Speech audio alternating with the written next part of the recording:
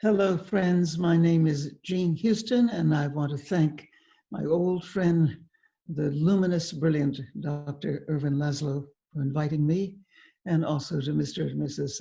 Sanjonji, who have done so much to help the world dream a new dream, see a higher process, know that the human heart can go to the lengths of God.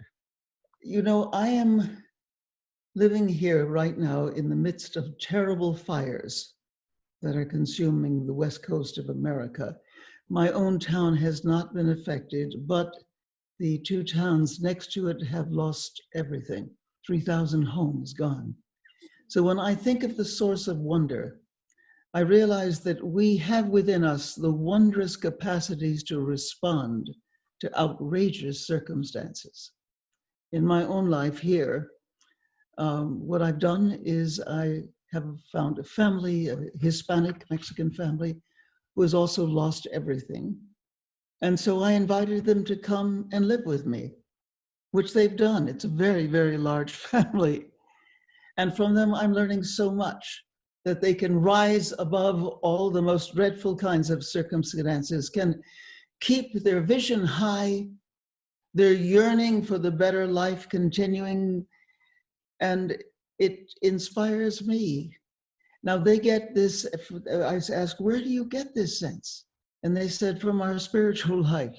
They are serious Catholics, and they really believe that God is in everything. And so they are filled with the wonder of new beginning, and that teaches me so much, so very, very much. So yes, I've invited all 11 of them to live with me, which they have done.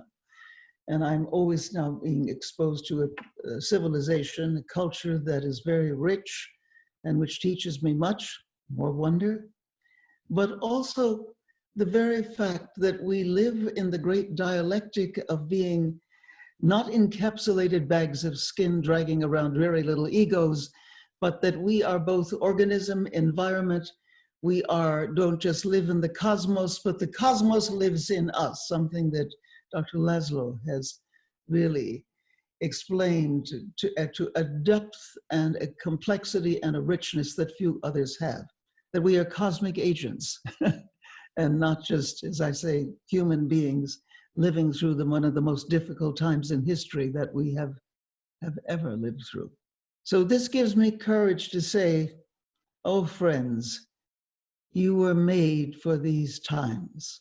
You may not have known it, but these times with the crisis, with the complexity, with the breakdown and the breakthroughs is bringing us into a situation where we are empowered, called forth to grow, to become much more than we ever thought we were, to tap into the very nature and depths of the human evolutionary journey and realize that beneath the surface crust of consciousness, there is the wonder of the future human who lives within us, that we're discovering new ways of being, new ways of thinking, new ways of crossing the great divide of otherness and meeting people empathically at the deeper levels in which we all share the new story, because truly we are in a very profound new story where, yes, we grow or die, we evolve or we perish.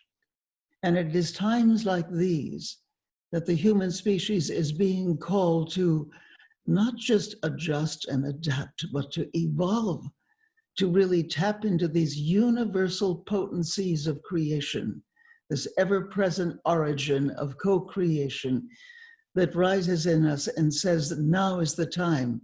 We are the people.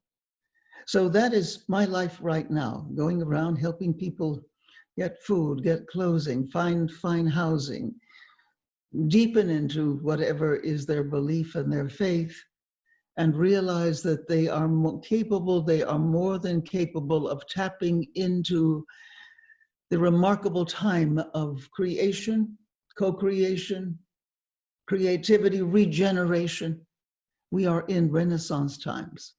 The Italian word Renaissance is rinascita. It's wonderful, rinascita. It's reborning times.